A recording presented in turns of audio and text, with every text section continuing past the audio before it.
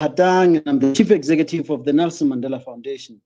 And I'm joined by my colleague, Ms. Sumaya Hendricks, the Foundation's Dialogue Analyst, who together with me will moderate today's session.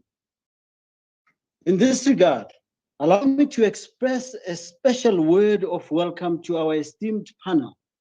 Thank you for availing yourselves today to share your expertise in your respective fields with us. We have panelists joining us from Palestine, Israel, Switzerland, and the Netherlands, and participants from all over the world. The principles of equality and non-discrimination are integral elements of basic human rights and fundamental freedoms, which we are all entitled to. The Universal Declaration for Human Rights was adopted in 1948. However, in 2021, we still live in a world where these basic human rights are not recognized, respected, or universally applied. After stepping down from public life, Nelson Mandela was committed to promoting his lifelong vision of freedom and equality for all through the work of the Nelson Mandela Foundation.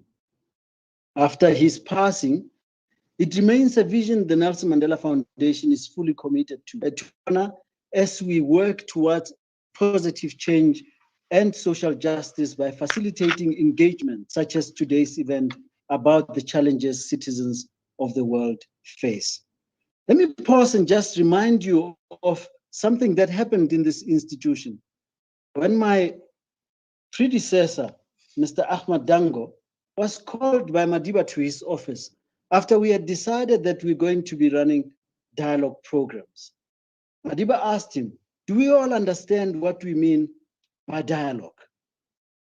So I want to assume that Ahmad then tried to give some explanation to Madiba. Madiba said, dialogue, when you bring people together who actually want to be in the room, that's not dialogue, that's a chat. Real dialogue is if you bring people together who don't even want to be in the room. Ahmad left us with that message from Madiba to say if we are to do anything right, is to not convene chats, but convene dialogues.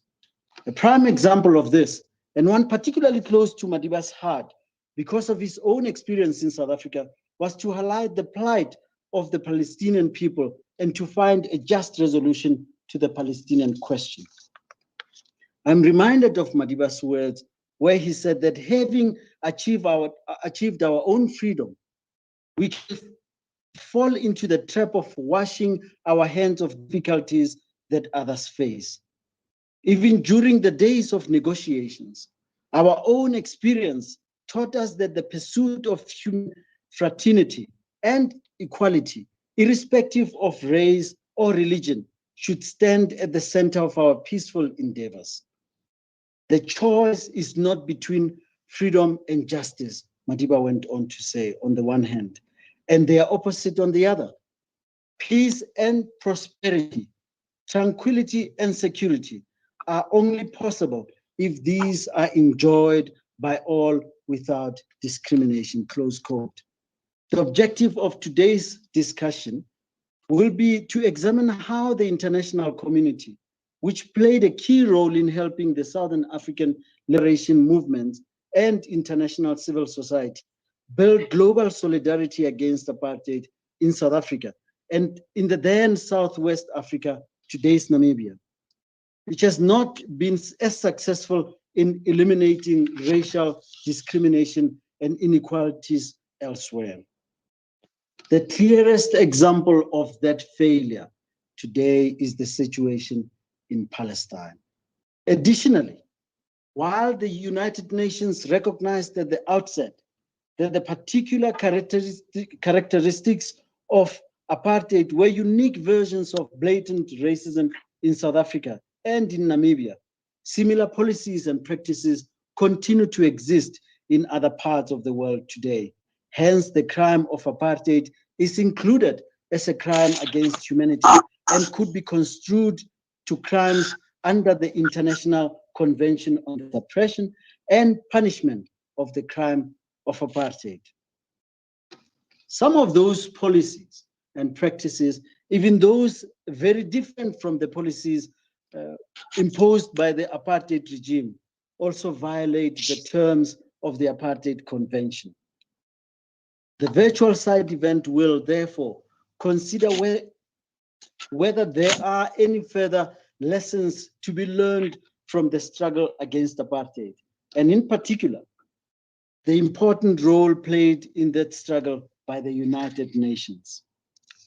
Furthermore, we'll also consider what initiatives the UN member states, with the support of civil society, can take in bringing an end to racial discrimination and violations of fundamental human rights. For example, national and global campaigns against racial discrimination can help the United Nations to take more effective actions than mere appeals.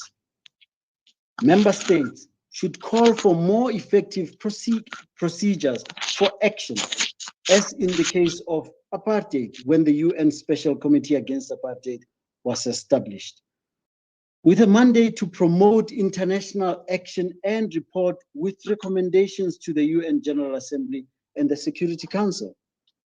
Moreover, the resolutions calling for an arms embargo and an end to arms trade with the apartheid regime of South Africa played a key role in bringing an end to the illegal situation of fulfilling the right of self-determination and the right of equality for all Southern Africans.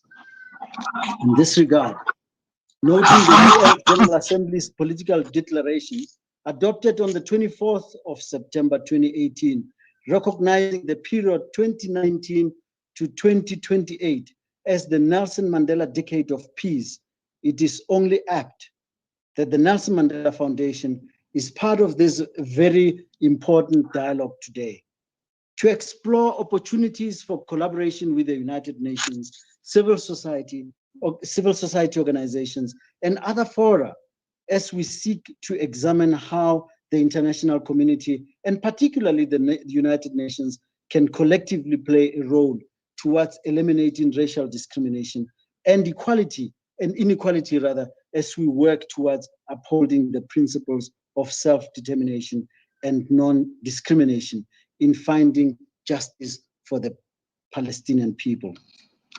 With this background, it is clear that there is a lot of ground to cover in the next 2 hours.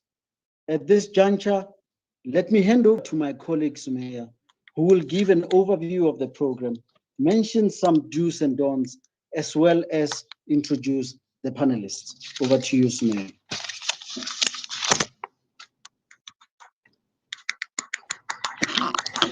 Thank you so much, Mr. Hatang. My name is Sumaya Hendricks, as was mentioned, and it's really an honor for me to be with you all here today and to be co-moderating this important event. As was said, I want to start off by giving just an overview of the program.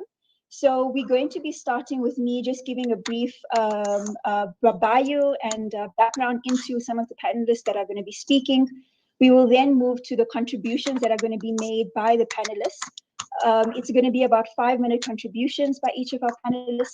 We will then move into taking comments and questions from our online community, which our online community can pose within the Microsoft Teams chat, as well as on social media as well. And then as we move towards conclusion, we will have concluding remarks from the panelists. And then we'll have Mr. Selo Oteng, who's co-moderating with me, giving speaking to some of the recommendations that have emerged and that we will hopefully take going forward. So just some announcements from my side. Firstly, our request is that if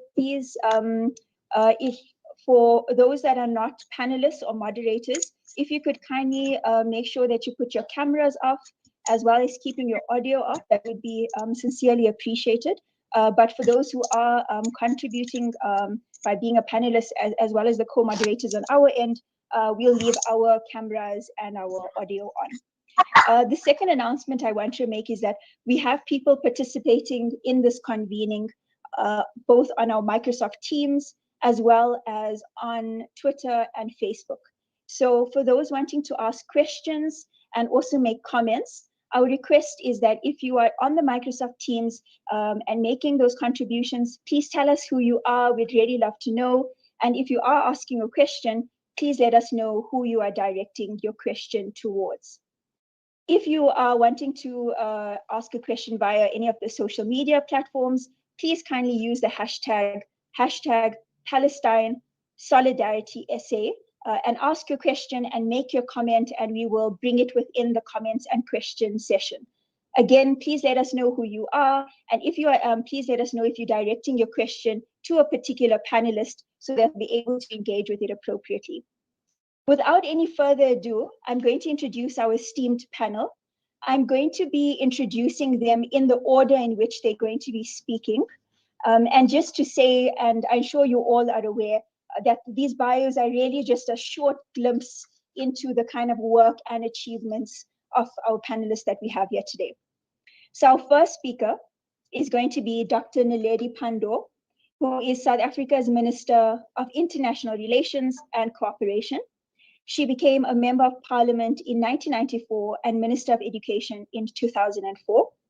She has been a Member of Cabinet ever since and has held several ministerial positions, including Minister of Science and Technology, Minister of Education, Minister of Higher Education and Training, as well as Minister of Home Affairs.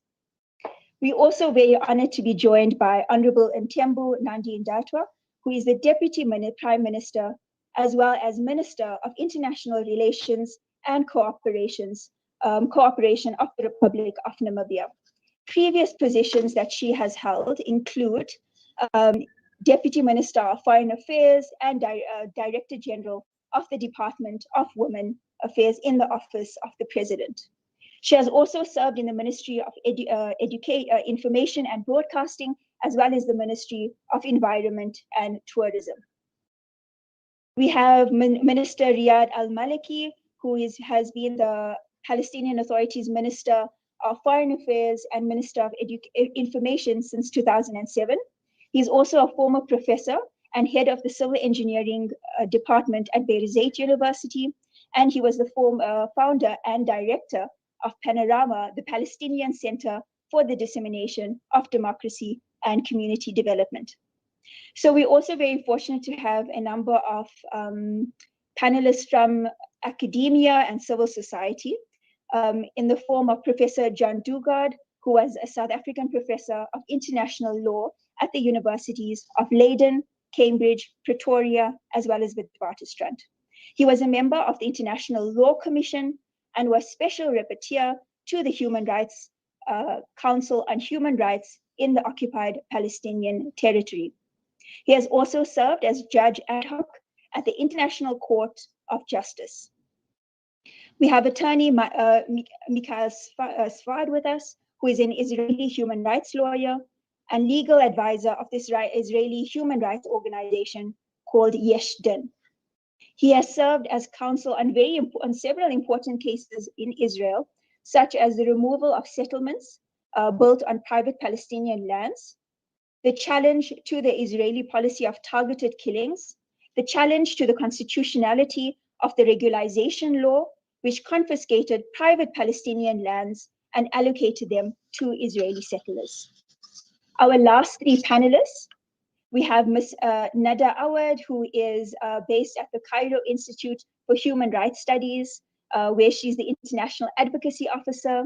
Previously, she was responsible for the advocacy unit at Al-Quds University's Community Action Center, and has also been a researcher at the Institute for Palestine Studies in Beirut. We have Ms. Rania Moharrab, who's our second last panelist that will be speaking. She's a consultant with the Palestinian human rights organization Al-Haq and a PhD researcher at the Irish Center for Human Rights in Galway.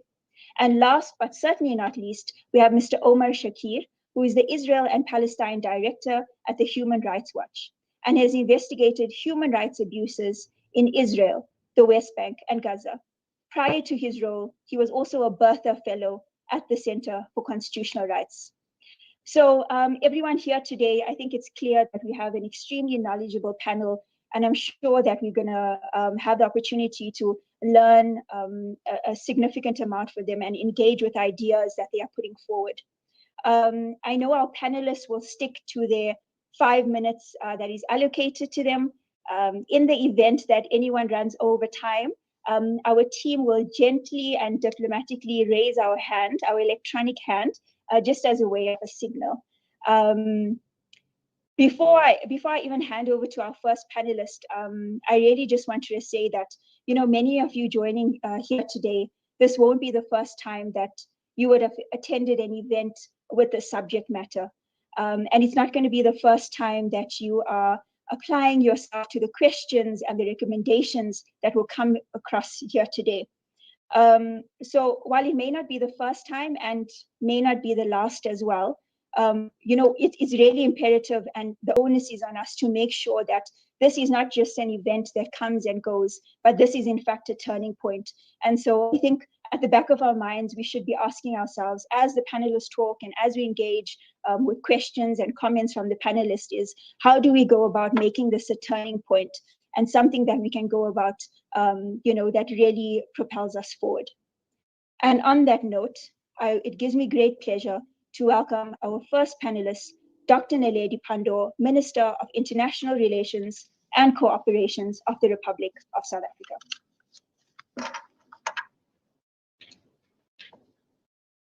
Thank you very much to both the moderators, Mr. Hatang and Ms. Sumaya Hendricks.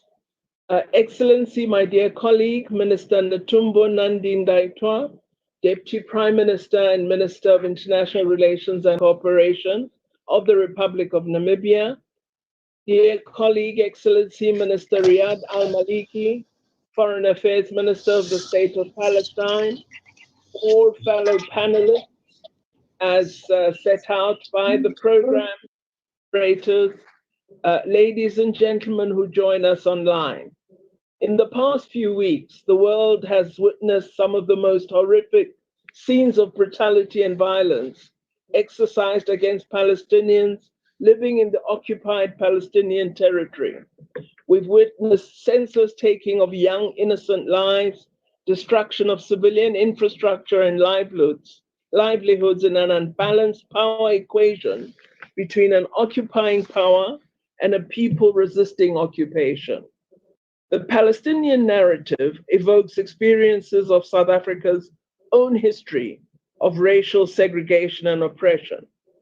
As oppressed South Africans, we experienced firsthand the effects of racial inequality and discrimination, and we are well aware of the long-term impact and consequences of these forms of racial discrimination. We believe an unwavering commitment is required to eradicate discrimination and policies of exclusion completely and permanently the world over. As the global community, we need to deepen our efforts to eradicate the scourge of racism and discrimination and allow those whose basic rights have been violated to enjoy the inherent human rights that others enjoy on a daily basis. Many of us take our fundamental freedoms for granted, but these remain absent for Palestinians living in the occupied territory. Various reports have pointed to the suffering experienced on a daily basis by the people of Palestine. The B'Tselem report provides a detailed account of the military occupation imposed on the approximately 5 million Palestinians living in the occupied territory, as well as laws and practices which are engineered to impede them from participating in the political system that governs their lives and determines their future. Human Rights Watch's recent report published on Freedom Day of South Africa this year draws similar conclusions. Regular land dispossession and illegal seizure of homes evoke apartheid forced removals and intolerable harm to all people. These are all actions that undermine the Palestinian people and deprive them of universal and inalienable rights to self-determination and equality. All these actions are fully against internationally adopted human rights instruments, which we are all signatory to. They violate international law, provoke political tension, and continue to endanger international peace and security. The United Nations should be the champion which highlights principles of equality, non-discrimination, the right to self-determination as integral elements of basic human rights and fundamental freedoms. It has human rights instruments which should guide all its actions and its positions on world affairs. But we have to ask today, why is it that more than half a century later, the question of Palestine remains unresolved? And why is it that the people of Palestine are denied many of the rights contained in seminal UN human rights instruments, and all of us as the world idly watch as this happens?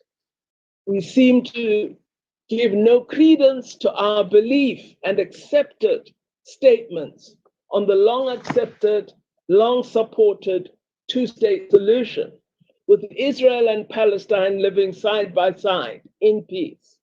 Decades of aggression have purposely made this internationally recognized concept almost improbable.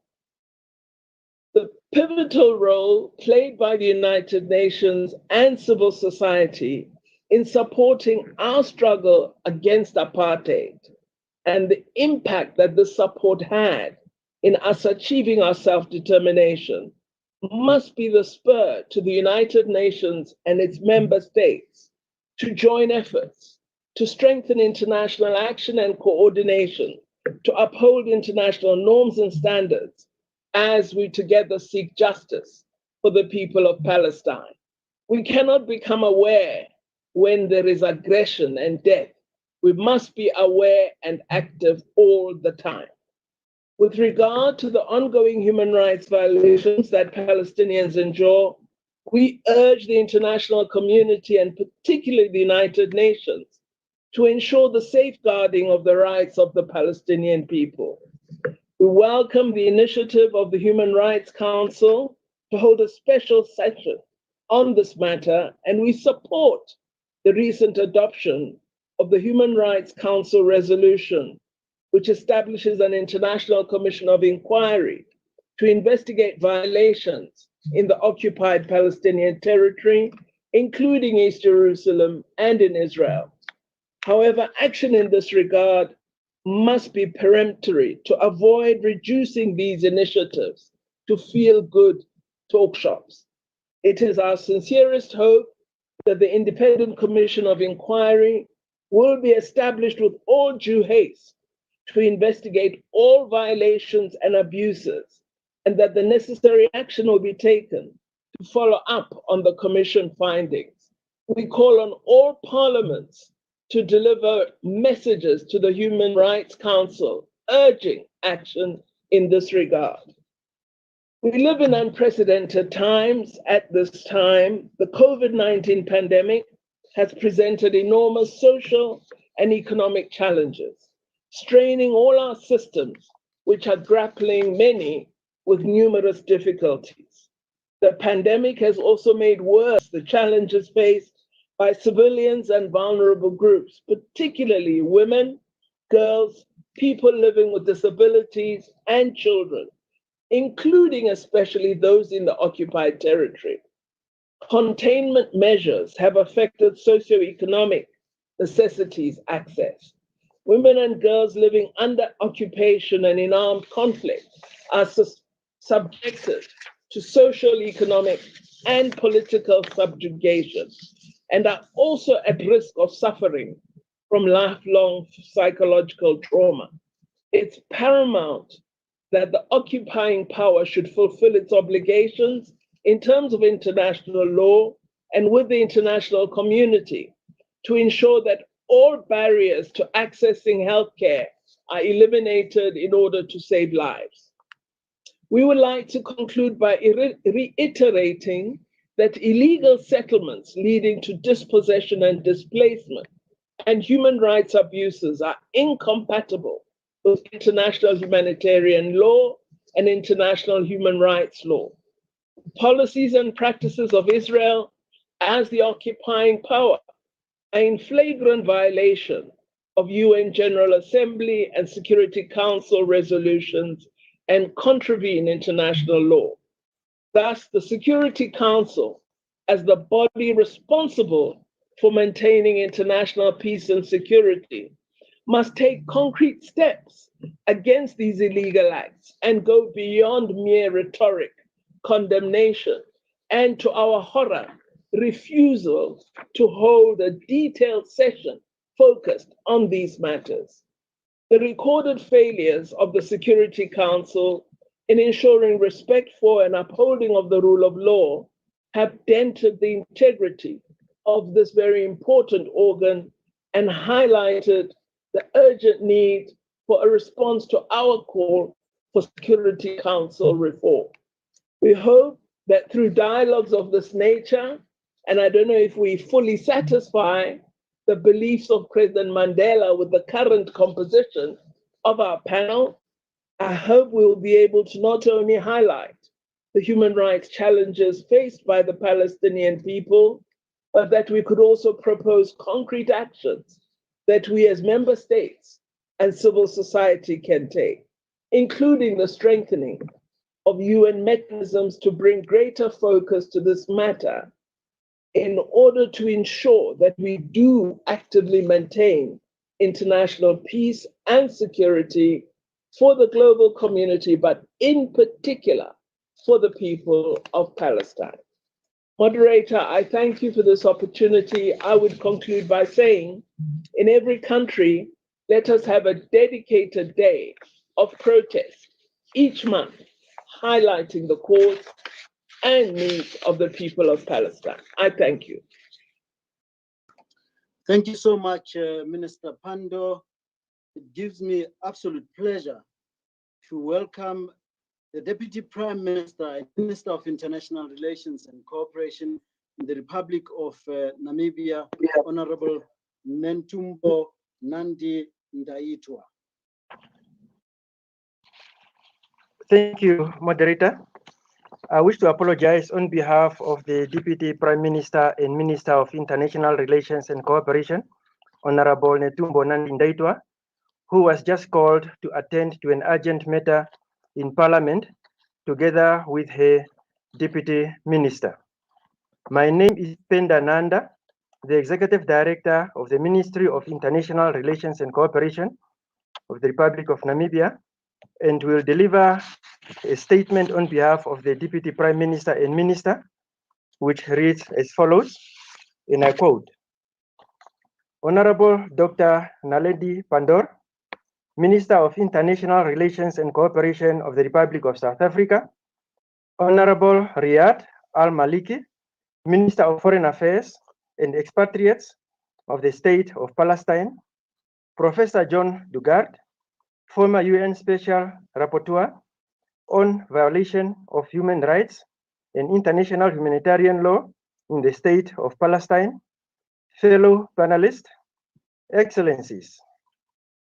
The issue under discussion, namely the importance of upholding the principle of self-determination and non-discrimination, justice for the Palestinian people, is very important to Namibia.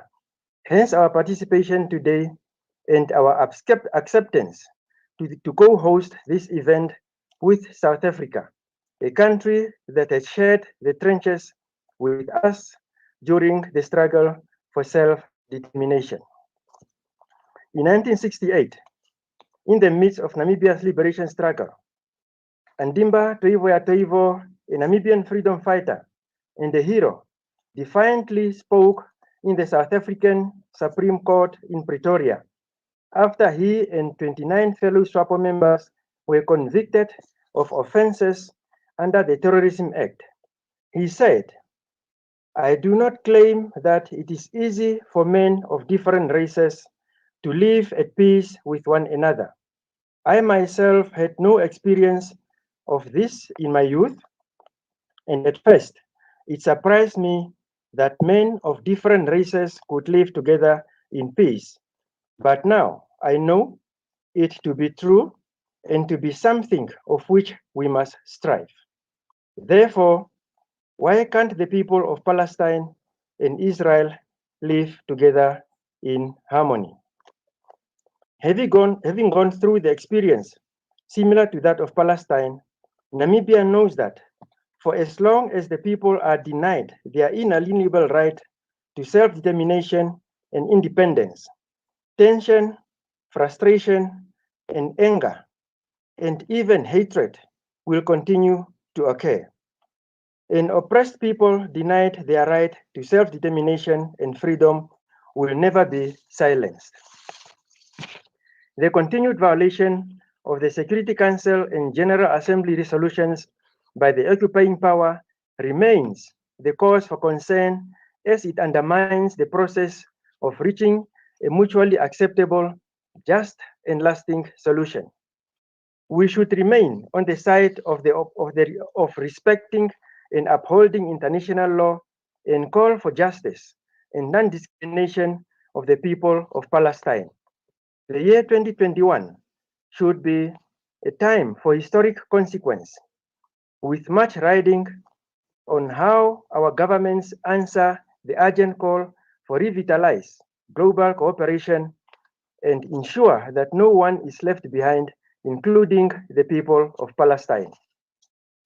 We have always heard of similar arguments about the occupying power's right to defend, and the world had just witnessed the heartbreaking images of pain, fear, and desperation on the faces of defenseless children, women, and all victims of this long conflict. We reiterate our call for the peace, safety, and security of these young children and victims of such attacks. We are relieved that following the emergency meeting of the United Nations General Assembly on those unwarranted attacks on the defenseless Palestinians, and through the careful mediation, a ceasefire was reached. We call on all parties to commit to enforcing a ceasefire. However, justice should be done to the victims. Thus, while we welcome the decision of the International Criminal Court to investigate crimes within its material scope that might have been committed on the territory of Palestine, we urge the International Criminal Court to include the crime against humanity in its investigations.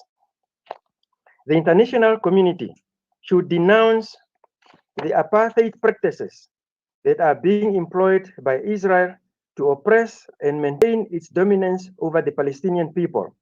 We resolutely believe and support the UN Secretary General and the overwhelming majority of the United Nations member states in the conviction that there is no alternative to a two-state solution.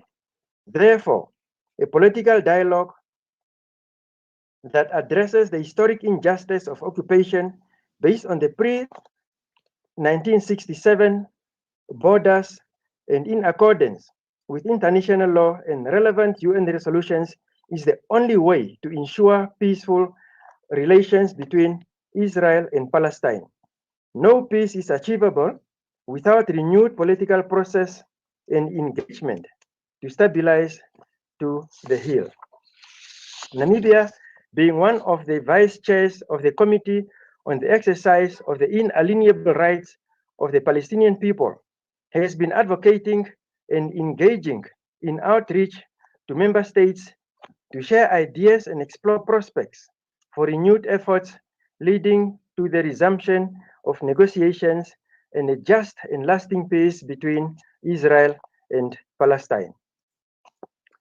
Strong political will and the desire are required from all stakeholders. The Security Council, and in particular, the 5 permanent members, must play their important role in speaking with a united voice and to mobilize the international community to justify their collective efforts. by working more diligently to implement the relevant UN resolutions, we collectively display a clear commitment to upholding and respecting international law and human rights. Only with greater determination can we attain our goal of bringing the conflict to an end and achieve just, lasting, and a comprehensive peace between Israelis and Palestinians. This is imperative for the realization of a two states, ensuring the right to the self-determination of Palestinians in their sovereign and independent state of Palestine, with East Jerusalem as its capital. I conclude by reaffirming Namibia's unequivocal commitment and full solidarity with the cause of the Palestinian people, your dreams and hopes to be able to exercise your inalienable right in an independent state and as a rightful member of the United Nations and its specialized agencies are valid. The fate of millions of Palestinians is conjoined to every decision we make related to Palestine. I thank you.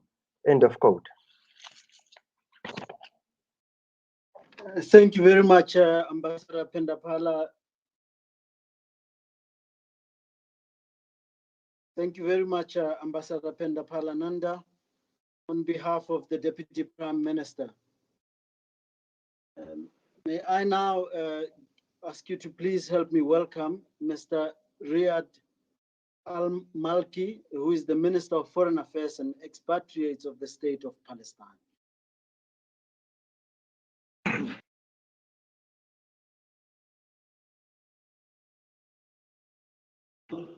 Naledi Pandor, Minister of International Relations and Cooperation of South Africa, Honorable Letombo Nandi Ndaitwa, Deputy Prime Minister, Minister of International Relations and Cooperation of Namibia, dear friend Professor John Dugard, dear panelists and moderators. Allow me at the outset to thank the permanent missions of South Africa and Namibia for hosting this timely and important event, and to thank the Nelson Mandela Foundation for moderating it. It is an honor to be in the presence of such esteemed speakers and friends of Palestine. The events of the past months have exposed to the international community yet again the abhorrent reality that is the continued injustice of the colonialism, racism, and oppression that we, the Palestinian people, been endured for decades. The violent aggression by Israel, the occupying power, as well as the occupying power against the occupied Gaza Strip and the rest of the occupied territory of the State of Palestine, as well as the imminent forcible displacement of Palestinian families in Sheikh Jarrah and Silwan, have brought front and center the root causes of this protracted injustice: Israel's oppression, dispossession, and systematic violations of the rights of the Palestinian people, including their inalienable right to self-determination and to live as a free people. This is an illegal colonial occupation that continues to displace our people from their homes and lands and to replace them with colonial settlers, as well as steal our land and resources, obstructing our independence and our development, fundamental pillars of any nation. The brutality of Israel's illegal occupation and subjugation of the Palestinian people, whether besieged, occupied, exiled, or relegated to second-class citizens, cannot be understated. But our goal is to end this indignity, to end this blatant crime against humanity, rather than only continue to dissect its many layers of pain and injustice and lament about the vast human suffering and loss it is causing.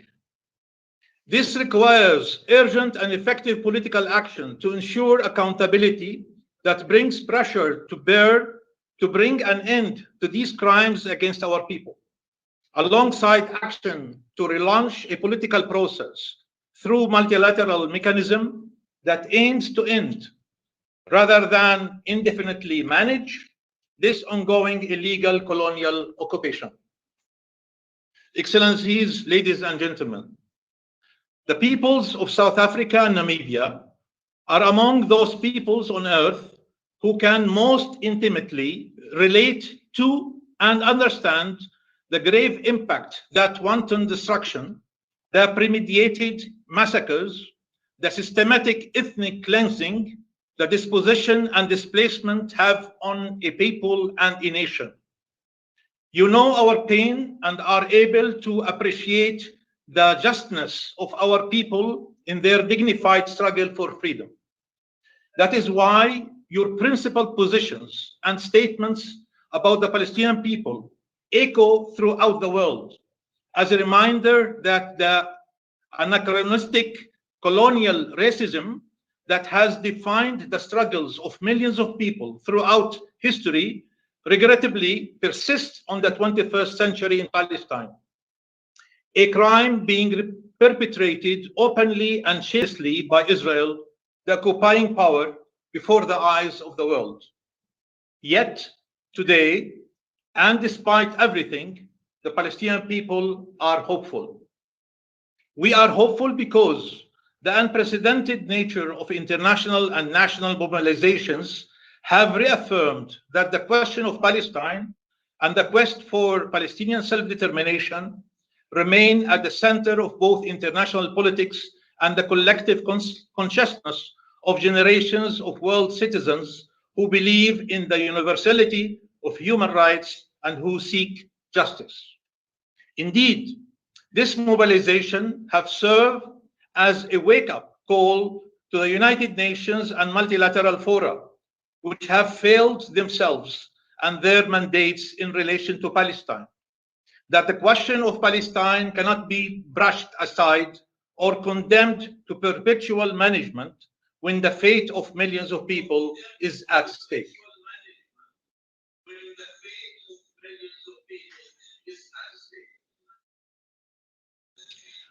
The just cry for a free Palestine is resounding throughout the world, from the United States to Japan, from Ireland to Chile, and from Senegal to South Africa and Namibia.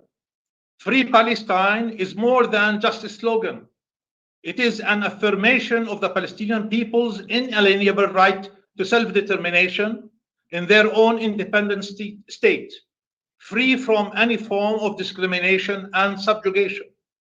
Free Palestine is also quintessential to the fulfillment of the United Nations central pillars, which are collective security, commitment to human rights, and the rule of law. Moreover, we are hopeful because the continued Palestinian people resistance, led by our youth, from the alleys of the old city of Jerusalem to the valleys of Jericho, and from the coast of Gaza to the ruins of Lifta and the refugee camps in exile, clearly demonstrate that the Palestinian people, and despite over 7 decades of relentless Israeli attempts to deprive us of our homeland and erase our presence, history, traditions, and national movement, remain rooted in their lands and unified in their struggle towards liberation. Excellencies, ladies and gentlemen, the era of appeasement of Israel's crimes as an illegal occupier above the law must come to an end, but we have to push together. In the annals of history, the collapse of apartheid in South Africa and Namibia, driven in part by the United Nations, was one of the organization's historical achievements. It was a pivotal moment in the struggle towards expunging discrimination and racism and committing to never turn a blind eye to apartheid, to racism, discrimination, and injustice.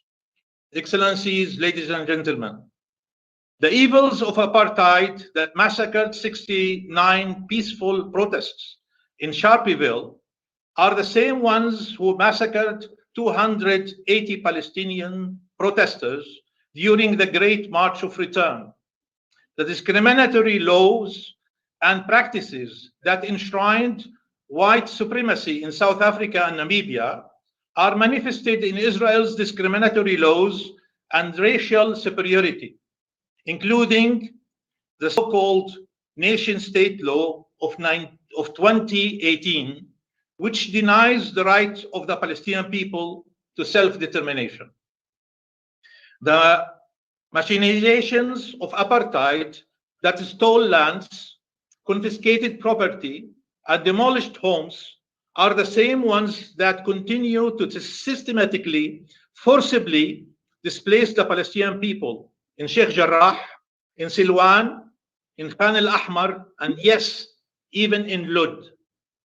The supremacists who designed the Bantustans live among those who expand Israel's settlement enterprise, besiege the Palestinian people in the occupied Gaza Strip in an open-air prison, and isolate them with an apartheid wall in occupied East Jerusalem and throughout the rest of the West Bank, serving the connections between their cities, towns, and families, and pinning them into ghettoized enclaves as inferiors unworthy of basic human rights. Palestine's great friend, the late Nelson Mandela, said the following about apartheid, and I quote, "It will forever remain an indelible blot on human rights in human history that the apartheid crime ever occurred. Future generations will surely ask, what error was made that this system established itself in the wake of the adoption of Universal Declaration of Human Rights? It will forever remain an accusation and a challenge to all men and women of conscience that it took as long as it has before all of us stood up to say enough is enough." End of quotation. He did not think other peoples would have to bear this inhumanity again. Yet apartheid lives on, unabated and emboldened by the utter lack of accountability that has made some believe that such crimes can somehow be normalized and remain unpunished.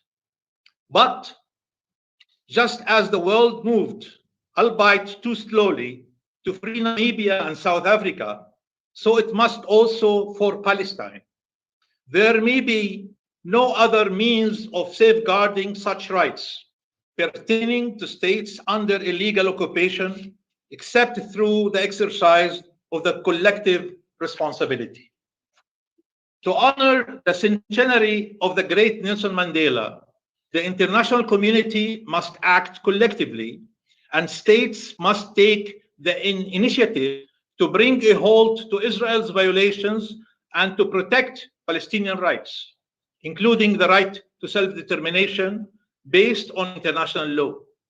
Indeed, states must uphold their obligations vis-à-vis the Palestinian people, including the millions of Palestinian refugees, and help them realize justice and realize their inalienable rights to self-determination and non-discrimination. This is critically important, not just for Palestine, but for the validity and continued viability of the rules-based international order. So today, I put before you actionable steps that you can take to help end Israel's illegal occupation and dismantle its apartheid regime in Palestine. These steps are: 1, recognize that Israel's occupation of Palestine is illegal. This is a necessary first step. 2, foster support and mobilize solidarity among UN member states, political groupings, and peoples for Palestinian rights. 3, challenge Israel's colonial apartheid regime, including through defunding it by stopping all arms trade and military assistance to Israel. Fourth, boycott all products produced on stolen Palestinian land or by illegally exploiting Palestinian natural resources, including water. 5, boycott all companies and institutions that profiteer from the entrenchment of Israel's colonial regime. 6, take bilateral and multilateral action to isolate the Israeli colonial apartheid regime, including comprehensive and mandatory sanctions. 7, support the State of Palestine's legal endeavors to hold Israel accountable for its crimes, including by considering actions at the ICC and ICJ. 8, hold states that continue to support and fund this illegal situation to account, morally, politically, and even legally. 9, question Israel's credentials to the UN and other international organizations. 10, reanimate political and multilateral process based on international law and UN resolutions. Israel's continued impunity and exceptionalism, whereby it is permitted to act as a state above the law, must end. Its colonial apartheid regime cannot remain cost-free. It must become a moral, legal, political, and financial burden. With your support, these goals can be achieved and Palestine will be free. In 1982, the General Assembly declared the International Year of Mobilization for Sanctions Against Apartheid South Africa.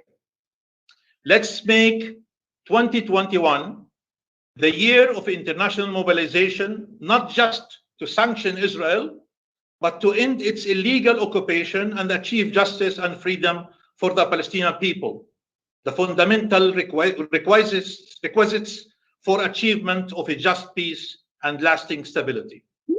Thank you very much.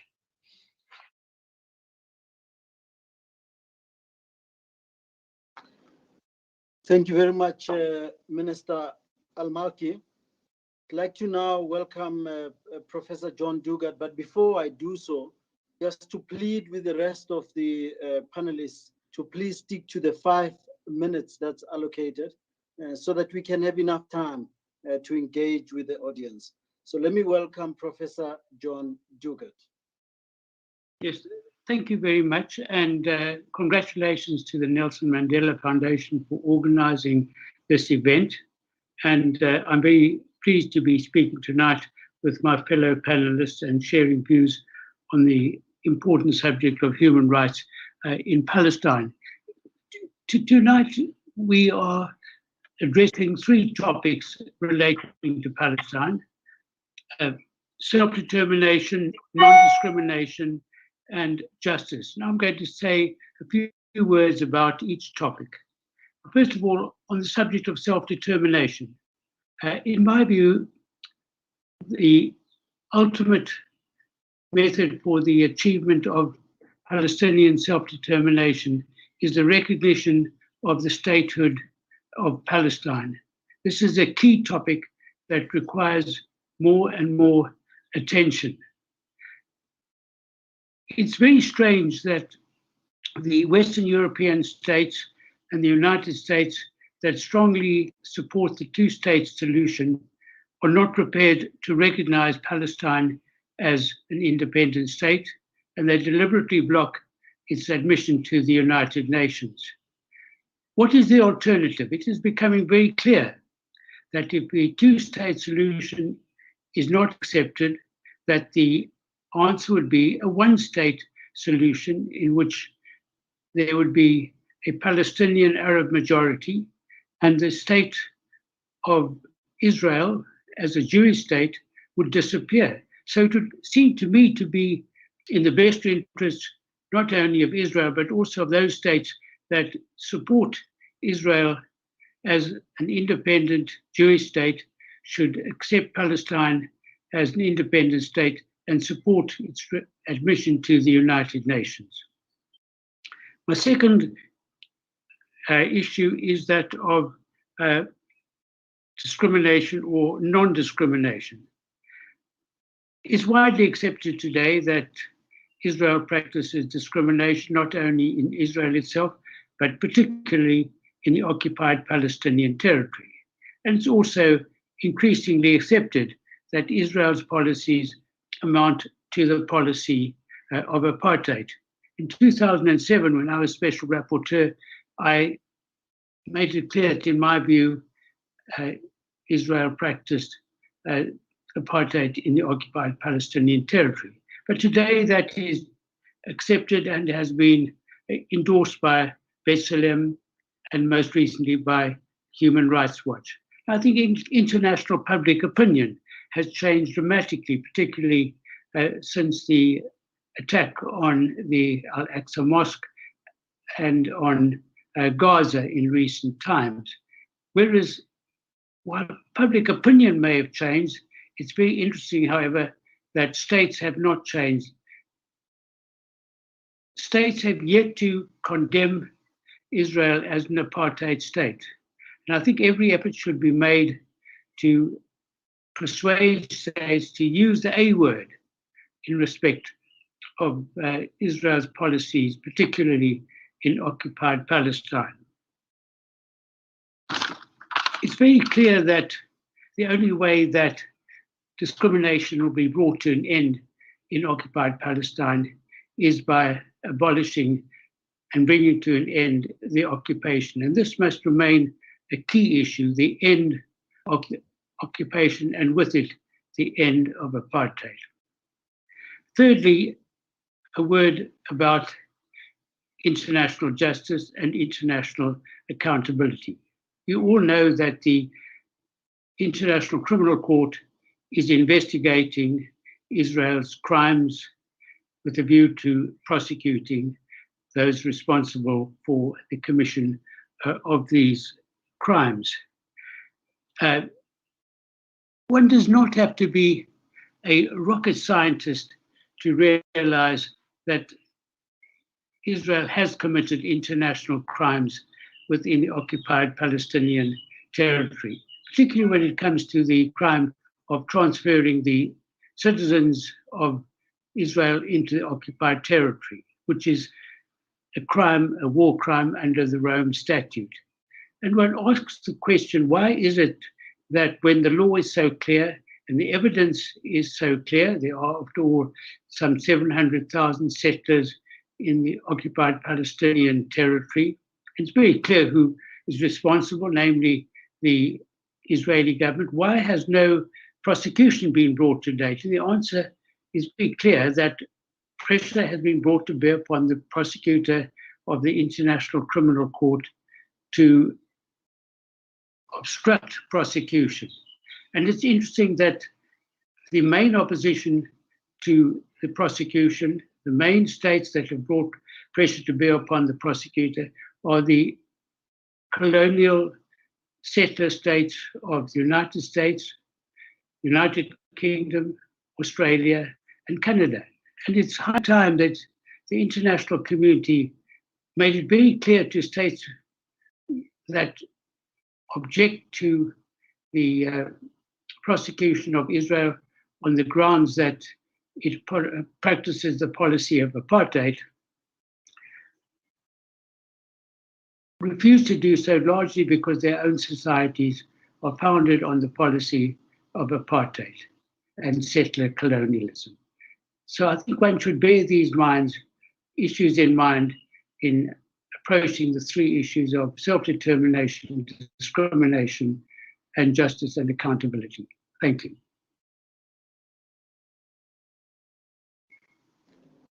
Thank you so much, Professor John Dugard. I just want to remind participants to please keep their cameras off and their audio while the panelists are speaking. And for those wanting to engage, there is two ways in which our online community can engage. If you are within the Microsoft Teams meeting, what you can do is you can post questions and comments in the Microsoft Teams chat box. If you are wanting to ask a particular question to a panelist, please let us know which panelist so we can direct the question accordingly. If you are joining us through any of our social media platforms on the DIRCO Facebook page or Twitter, please use the hashtag Palestine Solidarity SA and ask your question or make your comment. And again, direct your question. Let us know who you want us to ask the question to. And in our comments and questions, we will then direct your question accordingly. We're now going to move swiftly to Attorney Mikaz Safad. Over to you. Thank you very much. Ministers, Excellencies, fellow panelists, I'm happy to be here. I feel privileged to be in this side event, and I want to thank the hosting delegations for inviting me. As an Israeli, it's not easy for me to say the things that I'm going to say, but for the last 16 years, the organization Yesh Din, the Israeli human rights organization that I'm the legal advisor of, has been working tirelessly with its staff and volunteers, representing Palestinian communities and Palestinian individuals, mainly in the West Bank, but also in East Jerusalem and the Gaza Strip, before Israeli courts and Israeli authorities, trying to get remedy for them for abuse of rights that they have suffered by Israeli security forces and by Israeli settlers. When we've started to work in the West Bank and in East Jerusalem, it was our belief that we're going to face occupation, a temporary occupation with all the traits and characteristics that international laws of occupation prescribe. But throughout the years, we've discovered that the reality that we are facing there, our experience there, reveals something completely different. It is an occupation, no question about that, but it is also something else.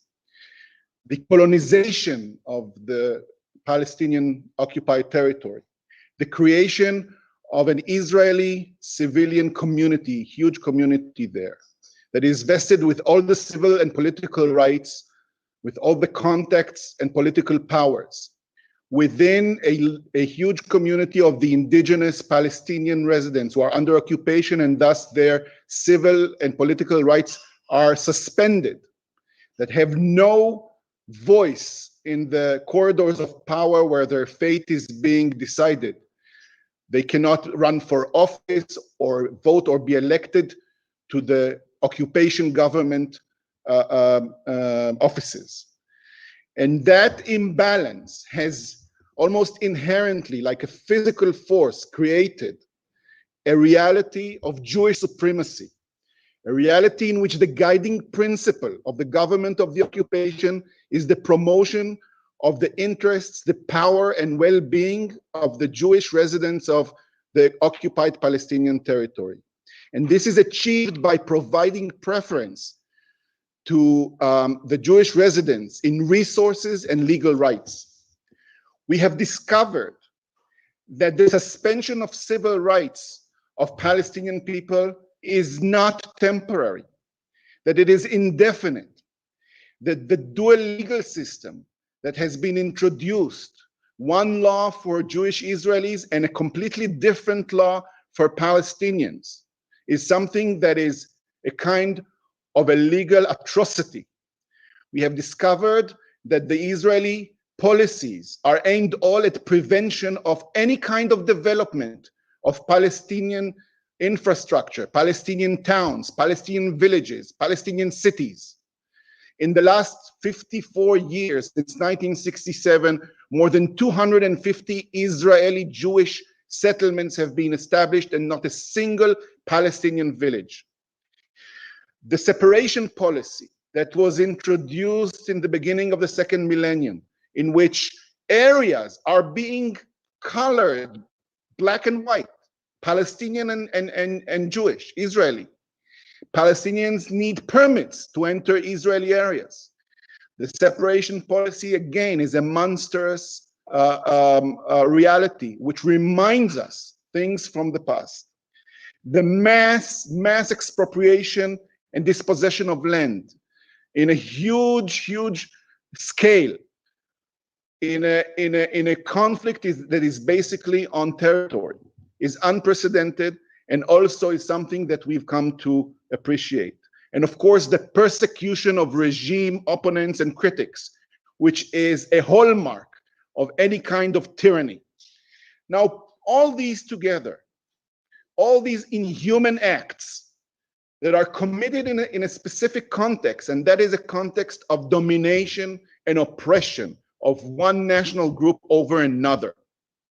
And this is done, and that we came to understand it, to accept. This is done with an intention to maintain that regime, that context, that system, to maintain, to perpetuate, to make it eternal. Ladies and gentlemen, when we've reached that conclusion, we've acknowledged that the paradigm of occupation as the explanatory system, or normative system for what we see in the occupied Palestinian territory is too narrow to carry the full weight of the reality on the ground. Yes, it is an occupation, but it is definitely not just an occupation. The reality we found made us, coerced us to be candid with ourselves. And in June of last year, of 2020, I authored a report for Yesh Din, a legal report which concluded, and I say that with shame and embarrassment as an Israeli and as a Jew, with all the history of my people, of persecutions, of discrimination, of racism, that Israelis are, as we sit here, committing the crime of apartheid in the occupied Palestinian territory. And the crime of apartheid is a crime against humanity. No one can sit idly by when crimes against humanity are being committed. I'm far from being an advisor to tell the distinguished delegations how to respond to that. But I'll say one thing, and with that I'll end. One of the crimes against humanity that the world all over has mobilized to end is the crime of slavery. And one of the most famous abolitionist lawyers, the American lawyer Salmon Chase, has famously said that there is no reliable security for the rights of any unless the rights of all are also secure. We have to first and foremost name what we see, call it by what it is. It is an apartheid. And if it's apartheid, then we have to mobilize our moral stance in order to end it. We have to end apartheid, and we have to end the occupation of Palestine. I thank you very much. Thank you so much, Attorney Mikhail Sfard. And it's not something I say lightly, but I'm sure I speak for many people. We're really in awe of your work and the courage you've shown. So thank you so much for your contribution.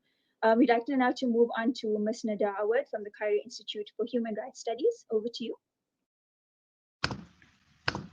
Good afternoon. I would like to thank the organizers for holding this important and timely side event and commend South Africa and Namibia for their leadership as countries that struggled against and overcame apartheid. Last month, Palestinians on both sides of the Green Line, as well as refugees and exilees who are denied the right to return to their homes and properties, mobilized against the imminent evictions of Palestinians from Sheikh Jarrah and Silwan. By demonstrating across the country and abroad, they reaffirmed that Israeli laws, policies, and practices of racial domination and oppression are not restricted to the 1967 borders, but target the Palestinian people as a whole. This latest Palestinian uprising follows years of struggle against Israel's racial domination and oppression, which the Israeli authorities continue to suppress with the intention of maintaining the regime. As the world witnesses Israel's attacks on Palestinians on both sides of the Green Line, it is time for the international community to recognize and overcome Israel's strategic fragmentation of the Palestinian people, a main tool used by Israel to impose its apartheid regime. Since 2019, Palestinian regional and international civil society organizations have been leading a campaign against Israeli apartheid within the UN human rights system. As a result, there has been increasing and cumulative recognition that Israel is committing the crime of apartheid by UN treaty bodies, special procedures, member states, and civil society around the world. To take just a few examples, in its 2019 concluding observations, the Committee on the Elimination of Racial Discrimination highlighted that Israeli policies and practices targeting Palestinians on both sides of the Green Line violate Article 3 of the International Convention on the Elimination of Racial Discrimination, which prohibits racial segregation and apartheid. In June 2020, 47 UN special procedure mandates warned, I cite, the morning after annexation would be the crystallization of an already unjust reality. Two peoples living in the same space ruled by the same state, but with profoundly unequal rights. This is a vision of a 21st century apartheid. On the 27th of May of 2021, during the special session that took place 2 weeks ago, the Human Rights Council adopted a historic resolution which established a standing commission of inquiry to investigate Israel's latest and the ongoing violations against the Palestinian people on both sides of the Green Line, while also addressing the root causes, including Israel's settler colonialism and apartheid. The OHCHR and special procedures have also increasingly addressed Israeli violations on both sides of the Green Line, mirroring the reality on the ground. The central question remains, what is the role of the international community and what steps are required to uphold international law? Special Rapporteur Michael Lynk reiterated during last month's special session of the Human Rights Council, I cite, the simple reality is that the occupation has become as entrenched and as sustainable as it has because the international community has never imposed a meaningful cost on Israel for acting as an acquisitive and defiant occupying power. In 1947, the UN partitioned Palestine in violation of fundamental rules of international law. In the 73 years since, international silence and complicity has enabled Israel to sustain its institutionalized policies of settler colonialism and apartheid, including through the continued transfer and expropriation of Palestinians. It has also emboldened Israel to further entrench a regime of Jewish-Israeli racial domination and oppression over the Palestinian people. Our campaign insists that the first step to genuinely address Israel's crimes is by recognizing the reality on the ground as one of settler colonialism and apartheid. The international discourse, which misleadingly portrays the conflict between two countries put on an equal footing, should be replaced with one recognizing the centrality of the Palestinian struggle for self-determination and addressing the root causes, not only the symptoms of Israeli settler colonialism and apartheid. Most recently, the state of Namibia became the first state to join the call by civil society around the world for the reconstitution of the UN Special Committee Against Apartheid. We call on UN member states to join Namibia's call and ensure the reactivation of this important body as a critical step towards ending Israel's institutionalized impunity and apartheid regime. The UN Special Committee and the UN Center Against Apartheid played a key role, including by monitoring and reporting on apartheid in South Africa and Namibia, but also by pressing for effective sanctions, providing a lifeline to victims of apartheid, and building support for collective action. The reconstitution of these mechanisms is crucial to mobilize today against Israel's apartheid regime and ensure that third states abide by their international responsibility under international law to cooperate to bring Israeli apartheid to an end through the auspices of the UN. Member states of the UN have a legal and a moral obligation to take effective measures to ensure that they do not contribute, directly or indirectly, towards the maintenance of Israel's apartheid, including by refraining from transferring arms in line with HRC resolution adopted on 27 May. We further urge member states to support international justice and accountability mechanisms, to investigate acts that may amount to the crime of apartheid and crimes against humanity, including the ICC investigation of the situation in Palestine, and to activate universal jurisdiction mechanism in line with the Apartheid Convention and the recent joint calls by UN special procedures. Thank you. Thanks so much, Nada. I know the panelists have such incredible contributions to make, and hopefully later on in the discussion it'll come through as well. We'll now hand over to Ms. Rania Moharrab from Al Haq organization. Thank you so much. I'd like to thank the missions of Namibia and South Africa for organizing this timely event. And this event, of course, comes at a time of unprecedented mobilization by the Palestinian people as a whole against over a century of ongoing Zionist settler colonialism. The ongoing nakba that Palestinians are facing is a process of continuous settler colonial erasure and dispossession, and it's exemplified today in plans to forcibly expel Palestinians in Sheikh Jarrah, in Silwan, as well as in other parts of historic Palestine. Despite decades of colonial fragmentation, Palestinians are mobilizing as one collective in 48 Palestine, in Jerusalem, Gaza, the West Bank, and as refugees denied their right of return. At the same time, they face systematic repression for challenging the Israeli regime.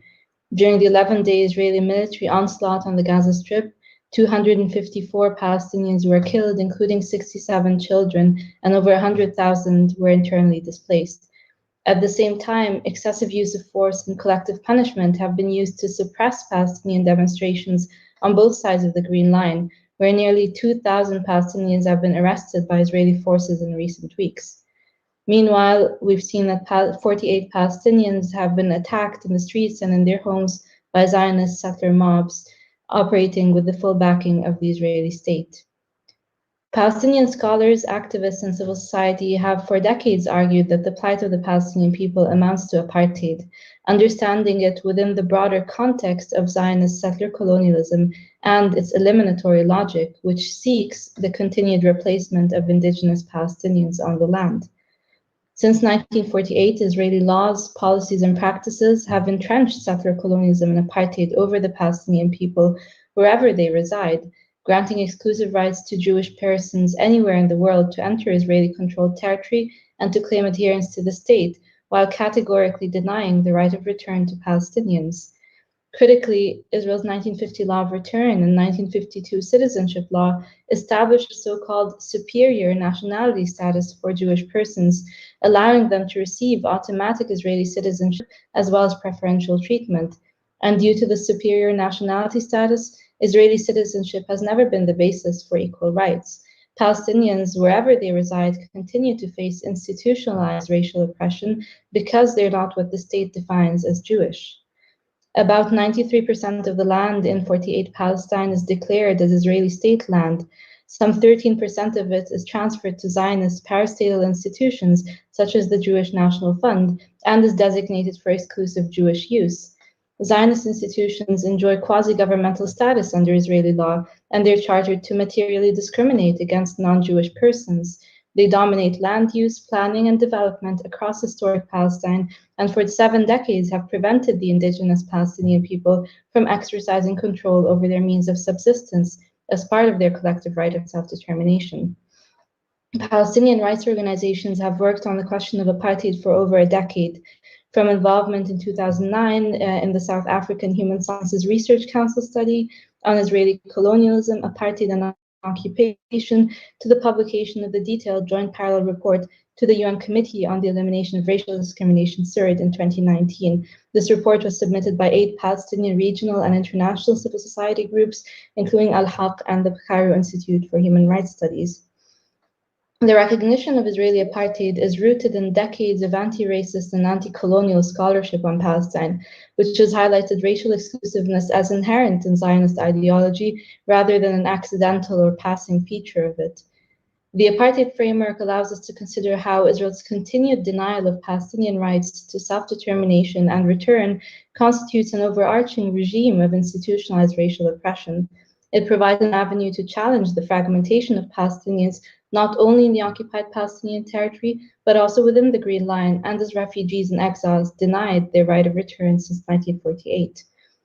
As Palestinians today continue to reaffirm the unity of their struggle, we welcome efforts by states, including South Africa and Namibia, to recognize the root causes of Palestinian oppression through adoption in May of the first UN Commission of Inquiry on institutionalized racism on both sides of the Green Line.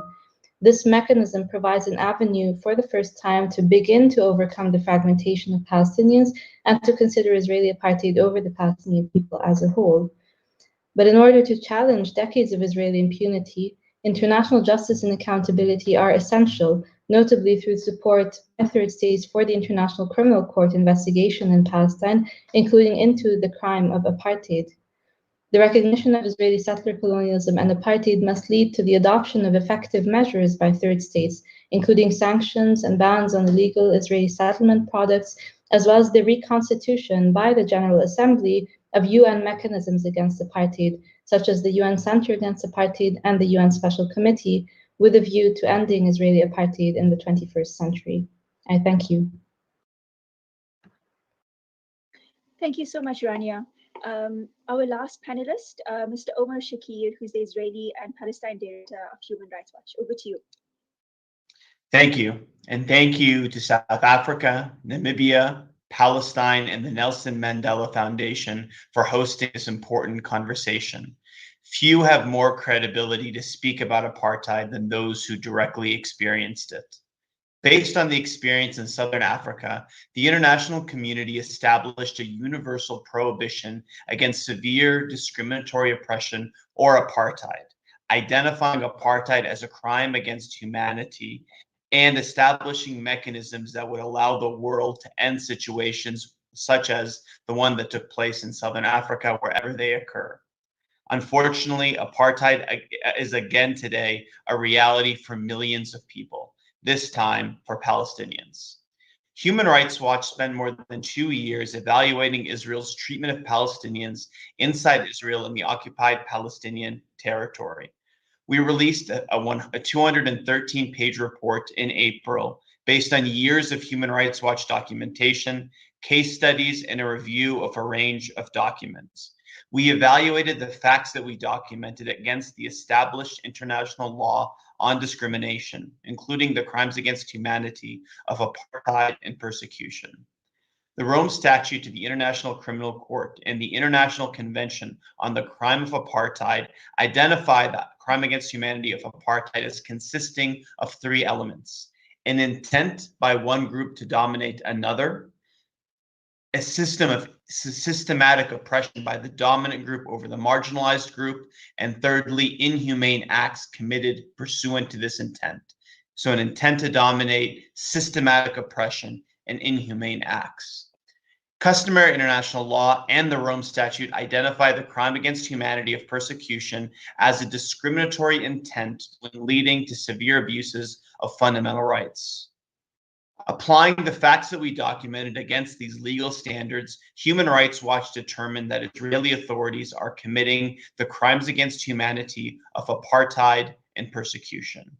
This finding is based on 2 things. 1, an intent to dominate by Jewish Israelis over Palestinians throughout the areas where Israeli authorities exercise control, and secondly, the particularly severe repression that takes place in the occupied Palestinian territory.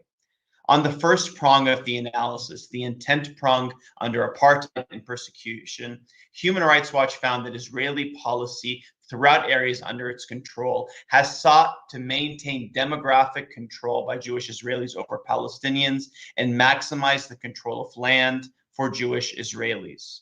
On the demographic front, Israeli authorities have openly adopted policies aimed at addressing what they describe as the demographic threat posed by Palestinians. On land, Israeli policy across Israel and the occupied territory has sought to maximize the land available to Jewish Israelis and confine Palestinians to dense enclaves. This policy spans from government policies to, quote, Judaize the Negev and the Galilee, areas that comprise more than about 2/3 of the land inside Israel, to the policy within the municipality of Jerusalem, including occupied East Jerusalem and West Jerusalem, to, quote, maintain a solid Jewish majority in the city, and even the adoption of target demographic ratios between Jewish Israelis and Palestinians, as well as policies to, quote, pursue densification and thickening of Palestinian neighborhoods, to the situation in the West Bank, where this dynamic manifests most clearly in the stark disparities between illegal Israeli settlements and Palestinian areas. Israeli authorities justify many of their policies in the name of security, but many of the abuses at the core of apartheid, mass land grabs, the denial of building permits on a discriminatory basis, have no legitimate security justification or use security as mere pretext to advance demographic objectives. And even where security is a consideration, the Israeli government has pursued policies that go far beyond what international law authorizes, and that do not negate the intent to dominate that's present. These policies amount to a discriminatory intent, one of the elements of persecution, and an intent to dominate, one of the elements of apartheid. Pursuant to this intent, Israeli authorities have established a two-tier discriminatory system throughout the areas under its control, where Jewish Israelis living under its control have the same rights and privileges wherever they live, where Palestinians are discriminated against wherever they live. The means used in the occupied Palestinian territory amount to systematic oppression. These means include, in the occupied West Bank, the imposition of draconian military law on the 2.7 million Palestinians there, while Jewish Israelis living in the same territory are governed under the more permissive Israeli civil law. This creates a dynamic where a Jewish Israeli and a Palestinian living in the same territory who commit the very same crime are tried in different courts where they receive likely different sentences for the same act. It includes enforced segregation in the West Bank, where Palestinians cannot enter settlements except as laborers bearing special permits. It includes the separate and unequal allocation of resources, including land that has been and resources plundered from Palestinians living in these areas. In East Jerusalem, many of these same dynamics prevail, including the fact that Palestinians hold a conditional and revocable legal status, while Jewish Israelis have a secure status. Inside the Gaza Strip, these dynamics include a generalized travel ban, caging 2 million Palestinians in a 40 by 11 kilometer piece of territory where they're all presumptively banned from travel unless they fall within a set of narrow humanitarian exemptions. We also evaluate the discriminatory treatment of Palestinians inside Israel, treatment that reflects the intent to dominate. And finally, Human Rights Watch found that pursuant to this intent and this context of systematic oppression, Israeli authorities have carried out a range of abuses against Palestinians. We document 5 sets of inhumane acts in the occupied Palestinian territory, including 1, severe movement restrictions, not only the aforementioned closure of Gaza, but the imposition of the permit regime in the West Bank, requiring Palestinians to obtain difficult to obtain permits to enter large swaths of the West Bank, the creation of nearly 600 checkpoints and closure obstacles throughout this territory, as well as the building of the separation barrier largely on Palestinian land, separating Palestinians from agricultural land and communities. Secondly, the mass expropriation of Palestinian land, encompassing more than 1/3 of the West Bank. 99% of the land allocated for civilian use have gone to illegal settlements and have reduced Palestinians to living in dozens of disconnected enclaves or bantustans. Thirdly, policies in Area C of the West Bank and East Jerusalem that are coercive and amount to forcible transfer, including, according to governmental data, between 2016 and 2018 in the majority of the West Bank, 100 times more demolition orders than building permits issued for Palestinians living in these areas. Fourth, the stripping of more than 500,000 Palestinians in the occupied territory of their legal status, for traveling abroad for too long, for not being there when the occupation began, and for similar reasons. And finally, the mass suspension of civil rights, including the right to free expression, assembly, and association for Palestinians living in the West Bank and the Gaza Strip. Let me conclude by saying that these are the most stark findings Human Rights Watch has ever reached on the conduct of Israeli authorities. We issue a series of strong recommendations based on these findings. They include 6 main asks of the international community, which I'll mention in brief. 1, recognition of the crimes of apartheid and persecution and statements to that effect. Secondly, now that a commission of inquiry has been established, the establishment of a global envoy for the crimes of apartheid and persecution. Third, to investigate and prosecute at the ICC, as well as national courts under the principle of universal jurisdiction, those Israeli officials implicated in these severe crimes. Fourth, for targeted sanctions against those Israeli officials implicated. Fifth, to condition military and security assistance and arms sales to Israel on the government taking steps to end apartheid and persecution. And finally, a vetting of all forms of engagement with Israel to ensure non-complicity in the crime, mitigating where possible and ending activities where not possible. I'll conclude by saying what these asks boil down to. A 54-year occupation is not temporary. A nearly 30-year peace process cannot on its own dismantle systematic oppression. Denying millions of Palestinians their fundamental rights solely because they are Palestinians and not Jews is not simply a matter of abusive occupation. The first step to solving any problem is to identify that problem and to call it for what it is. Apartheid is the reality for millions of Palestinians. Those who strive for Israeli-Palestinian peace, whether in a one-state, a two-state solution, or a confederation, should in the meantime recognize the reality for what it is and bring to bear the sets of human rights tools needed to end a situation of this gravity. Thank you. Thank you so much, Omar Shakir. We're now going to transition into bringing our online community in. So just a reminder, you can ask questions on the Microsoft Teams chats, but also if you're joining us through Facebook or Twitter, please use the hashtag Palestine Solidarity SA or comment on Facebook or tell so that we can pose your question and comments. We're going to start off with two questions for Minister Pandor. Our first question for her is from Phyllis Benes, Institute for Policy Studies from the US. And the question and comment is, so over the last decade or more, the usual agreement is that after an Israeli assault on Gaza, other countries led by the EU hold a pledging conference to raise money to rebuild. And then the cycle repeats. What if, instead of a pledging conference focusing only on funds, there was a new kind of pledging conference in which governments would pledge specific actions to support self-determination and ending apartheid for the Palestinians. Those could include a pledge to submit a resolution to the HRC to create a new special rapporteur on apartheid, or to take leadership, or pledge to take leadership in the GA to create a new committee against apartheid. Would any governments here today agree to organize such a pledging conference? Phyllis asks. We then have a question from Naeem Jina from South Africa, from AMAC. For Minister Pandor in South Africa and Namibia and the state of Palestine, all describe Israel. So for Minister Pandor, this is the question. Namibia and the state of Palestine all describe Israel as committing acts of apartheid in terms of the Convention on Apartheid. Nader Awad has proposed that one way to deal with this is to reactivate the Special Committee Against Apartheid and the Center Against Apartheid.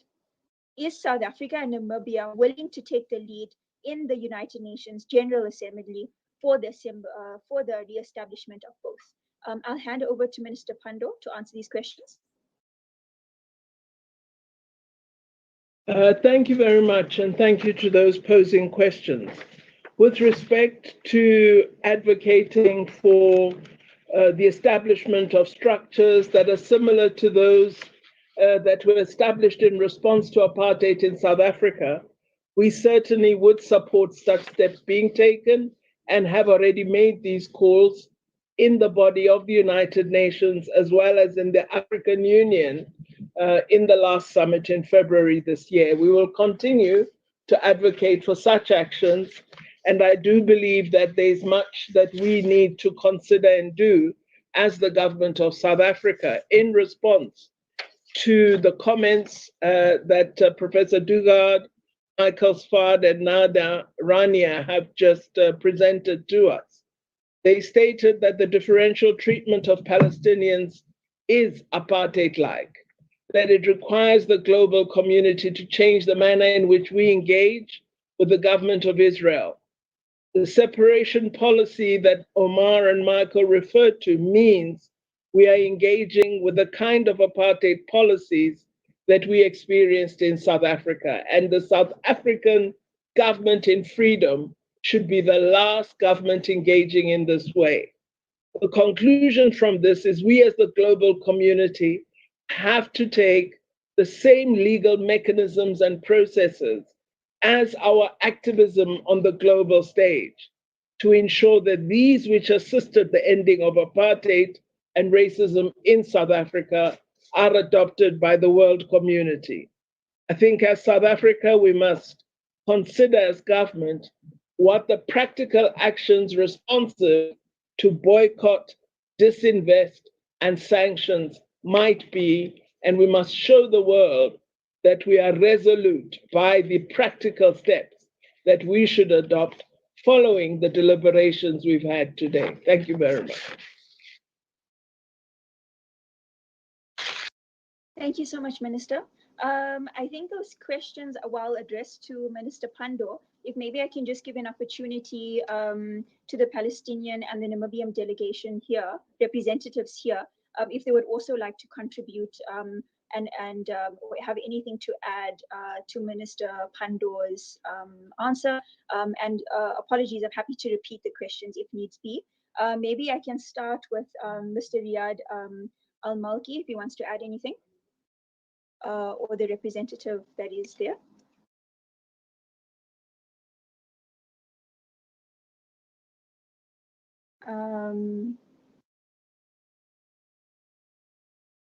Please go ahead.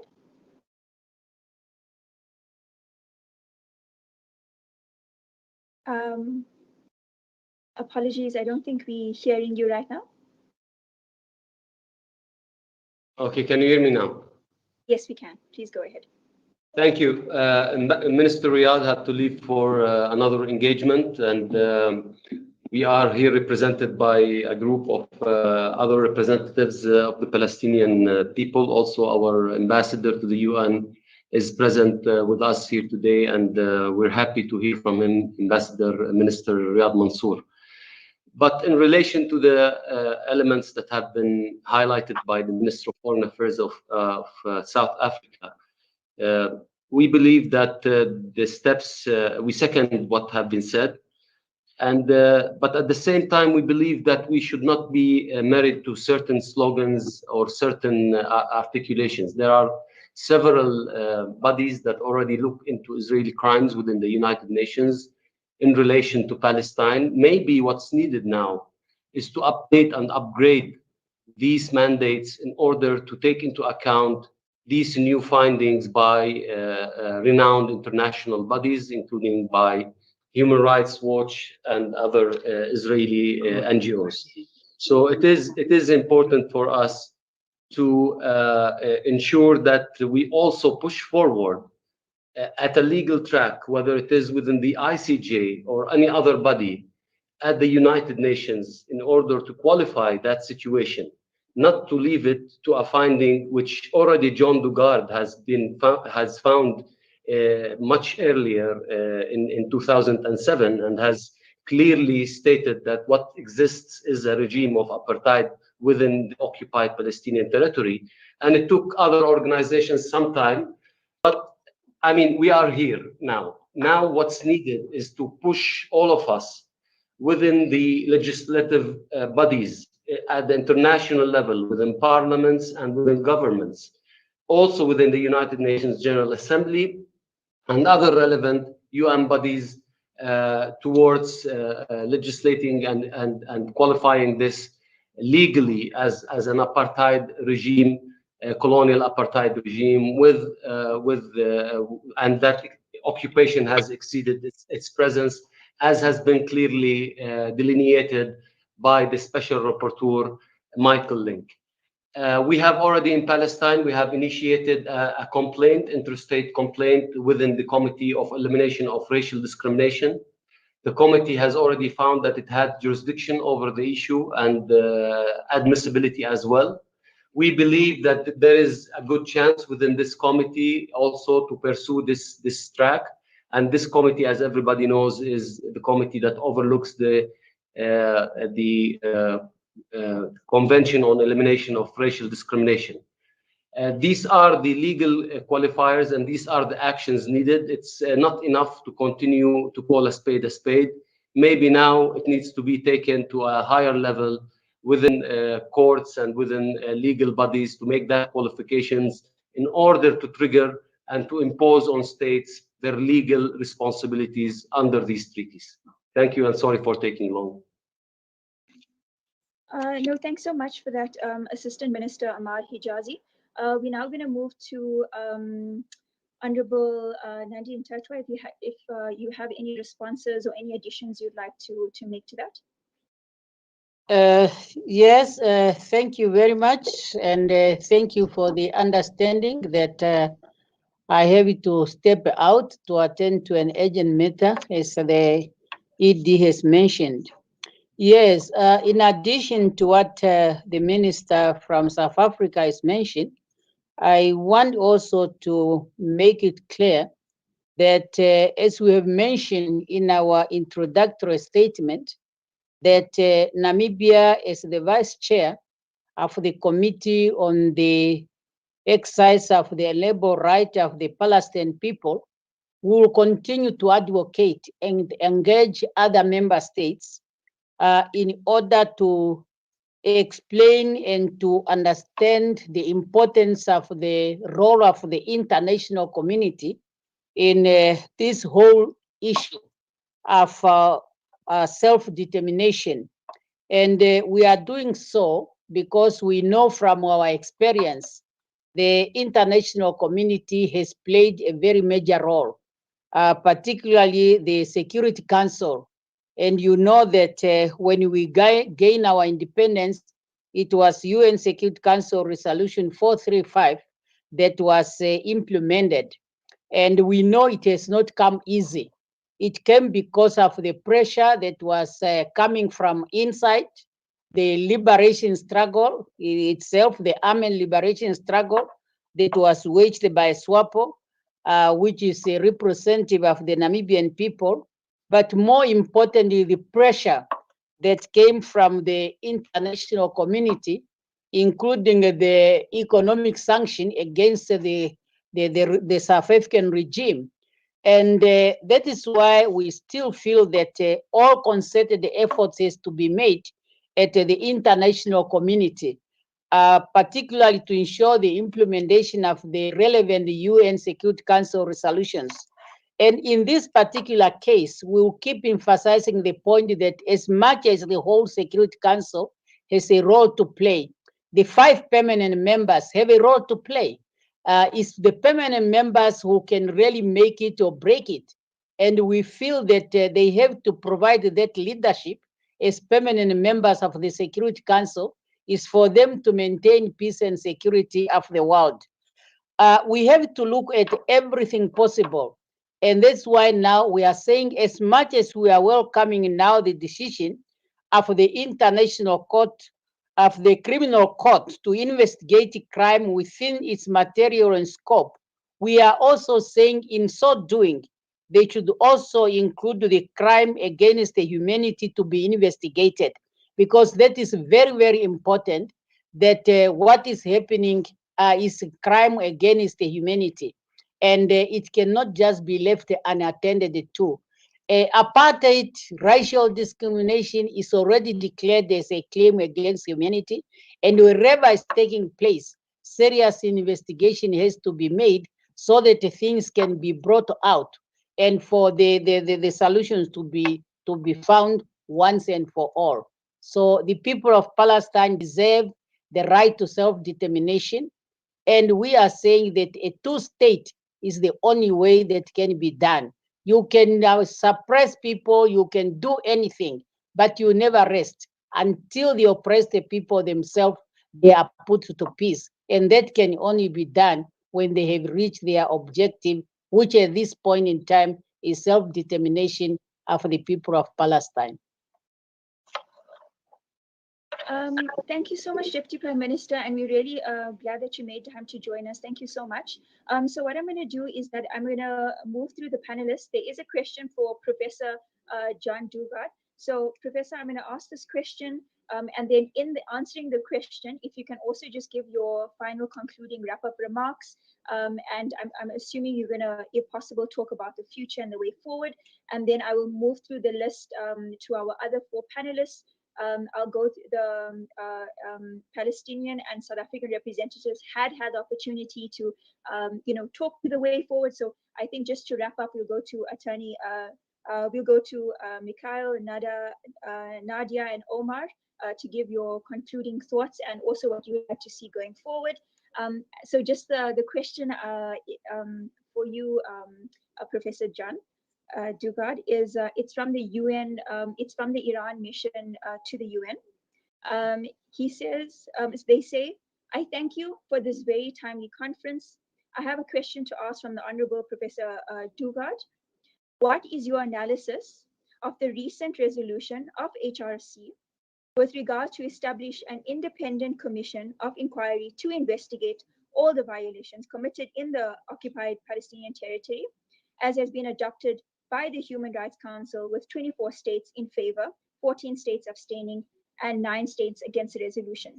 What do you think, from the perspective of international law, is needed to take into account by the human rights mechanisms such as OHCHR and Human Rights Council? Over to you, Professor John Dugard.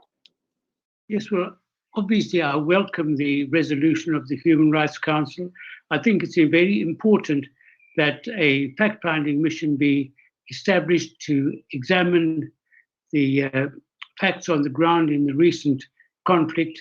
And in so doing, this commission of inquiry will be able to provide evidence for the International Criminal Court, which is also investigating war crimes and crimes against humanity. Let me just end by saying that both South Africa and Namibia have indicated very clearly that they see the system of apartheid being applied in the occupied Palestinian territory. I call upon both these governments to seriously consider referring the crime of apartheid to the International Criminal Court. As you know, the state of Palestine has referred a number of crimes to the International Criminal Court, war crimes and crimes against humanity. But it's very clear that there are forces arraigned against the prosecutor to refuse to investigate the crimes, particularly the crime of apartheid. But if South Africa and Namibia were to lend their voice to this call for the International Criminal Court to investigate the crime of apartheid, I think this would really put pressure on the prosecutor of the International Criminal Court to expedite his investigation and bring about a prosecution. So I call upon South Africa and Namibia to refer the crime of apartheid to the International Criminal Court. Thank you so much, and I really trust that the powers of at B are listening. I'm now going to hand over to Attorney Mikhail Sfard.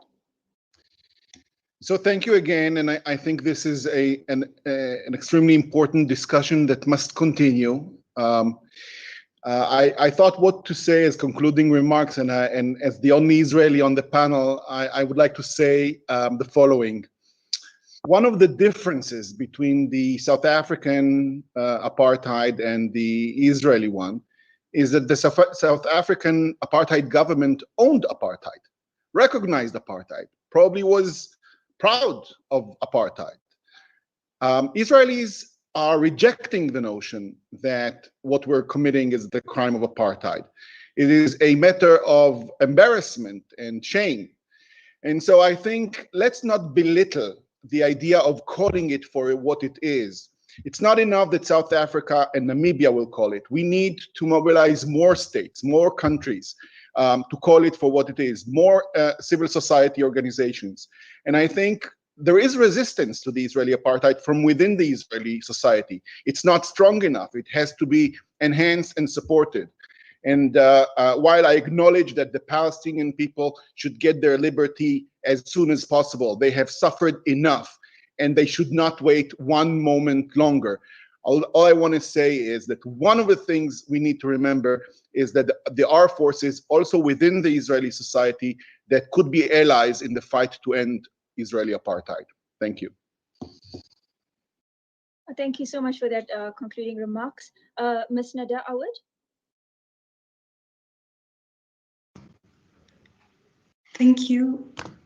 I would like to, in conclusion, reiterate the strategic fragmentation of the Palestinian people that Israel has established through an apartheid regime, where Palestinians cannot meet, group, live together, and exercise their collective rights, including the right to self-determination. So for me, it's very important for the campaign that this strategic fragmentation is addressed by the international community, addressed in a way that the international community does not lead to further fragment the Palestinian people. Israel has maintained its apartheid regime, including, as it is clear in the latest crackdown on Palestinian demonstrations in May 2021, by mass arbitrary arrest, collective punishment, and the oppression and silencing of opposition. This should be also decried by the international community as a way to maintain the apartheid regime by Israel. The international community has failed till today to take effective measures to put an end to Israeli impunity. But member states, everyone has highlighted the responsibility to protect populations from crimes against humanity and using appropriate effective measures. There should be no selectivity when this comes to Palestine. As Israel continues to escalate its repression on Palestinians on both sides of the Green Line, the time to act is now by addressing the situation as an apartheid regime over the Palestinian people as a whole, by recognizing this reality and the commission by Israel of the crime of apartheid, and starting by reconstituting the Special Committee and Center Against Apartheid by the UNGA, a first step in the direction of accountability. Thank you. Thank you so much, and I really do appreciate, and I'm sure everyone does as well, the sense of urgency in the remarks of the panelists around, us moving forward. We're now going to hand over to Ms. Rania Muharrab. Thank you so much. I want to build on the last point that my colleague Nada just mentioned and explain a bit why we recommend the reconstitution of UN mechanisms on apartheid. We talked about the fragmentation of the Palestinian people, and this fragmentation for us has been represented in the way the international community, and in particular the UN, has dealt with the situation in Palestine over the years. Not one UN investigation has considered the plight of the Palestinian people as a whole, and in fact, not one UN mechanism does.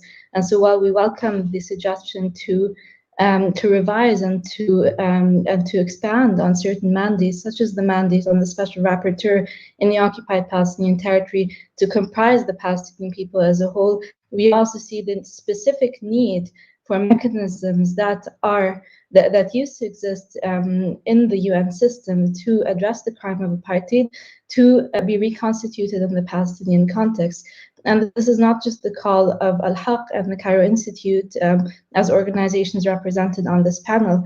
In fact, this is a call that was made by over 200 civil society organizations from Palestine and around the world in a petition to the General Assembly last year.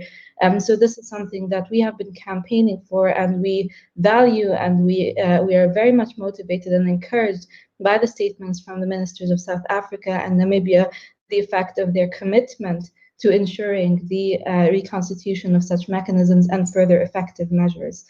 And so I will end my remarks with stressing the important role that both states and civil society played in dismantling apartheid in South Africa and in Namibia, and the important role that these play as well in the Palestinian context.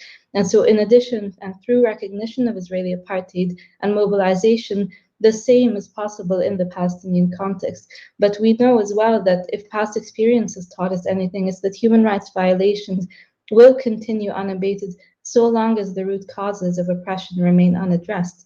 In the case of Palestine, these root causes are settler colonialism and apartheid, and it's time for states and civil society to recognize this reality and to adopt these effective measures to collectively overcome Israeli apartheid.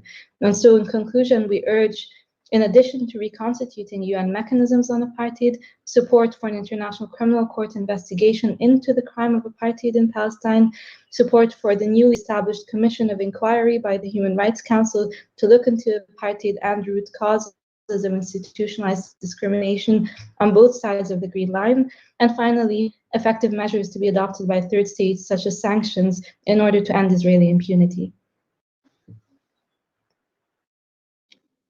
Thank you so much. As I move over to our final panelist, Omar Shakir, I'm going to hand over to him for his final remarks, and then the CEO of the Nelson Mandela Foundation will do a wrap up and a closing of the event. So over to you, Omar. For years, prominent international voices have warned that apartheid lurked just around the corner if the trajectory of Israel's rule over Palestinians continued as is. Jimmy Carter did this in 2006, John Kerry in 2014, Israeli Prime Minister Rabin in the 1970s. The reality today is the threshold has been crossed. Apartheid is not some hypothetical future scenario. It is the reality today for millions of Palestinians. Too many false assumptions have underlied the international community's approach to Israel and Palestine and led this clear reality to be obscured. The reality is the peace process for too long has treated human rights abuse and structural repression as symptoms of the problem and not as the core underlying issue. The reality here is that the events of recent weeks underscore and highlight the apartheid reality that millions of Palestinians face. That's at the core of what the residents of Sheikh Jarrah and what millions of Palestinians have faced for years on end. The first step, as others have echoed, is to call the spade by its spade, but of course, call a spade a spade. And I think many of the states attending this meeting have taken that step. Palestine, South Africa, and Namibia have led that charge. But statements alone aren't enough. We can't simply recycle the same things we've been doing for years, if not decades. It's necessary that there is concrete action to end apartheid. And I think the sorts of steps outlined in this meeting are a strong place to begin. There's a need to end impunity for serious abuses, and there's a need to move towards actions, including some of the steps I outlined. Support for the ICC, targeted sanctions against those implicated in the crimes, reviewing bilateral engagement to ensure non-complicity, in the crimes, including bilateral agreements, conditioning security and military assistance. That's the sort of measures that are necessary for a crime against humanity situation such as this. And I hope that we will not, be needing to have conversations like this in the years to come, because our collective action, there's a shift happening as we speak, and the growing awareness of the recognition that these crimes are taking place. It's time to translate that growing recognition into concrete action to end apartheid, to end persecution, and to ensure that these crimes against humanity never again take place on this planet.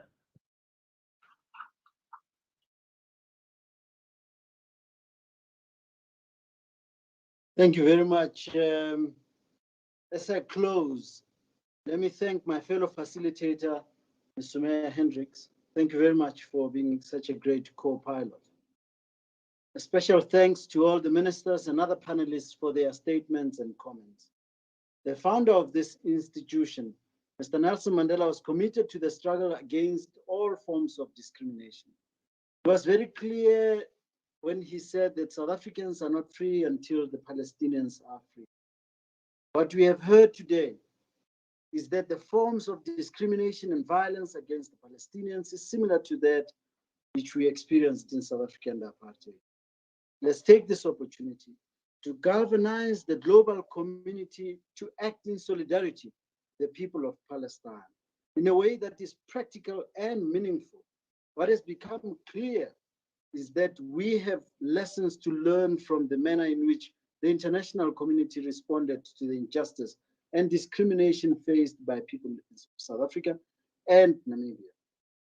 Global solidarity in combating apartheid needs to be replicated in its response to the Palestinian question. This observation was one of those that was made previously by many speakers. Throughout our discussions today, we have heard concrete proposals that member states and their civil society partners should use in taking further our discussions today. These include resuscitating the anti-apartheid mechanisms in multilateral systems, such as the Committee on Apartheid. Other proposals put forward include referring international crimes perpetrated by the occupying power to the ICC and the consideration of international sanctions. We trust that this discussion would contribute to more coordinated global action to end the occupation and protect the human rights of all people, including the Palestinian people on both sides of the Green Line. As we draw to a close, we must remind ourselves we represent an ancestor of hope, and that we will hold on to that hope, that we will build a more peaceful world, knowing that it can and needs to respect human rights across the world. We thank you very much for joining us today.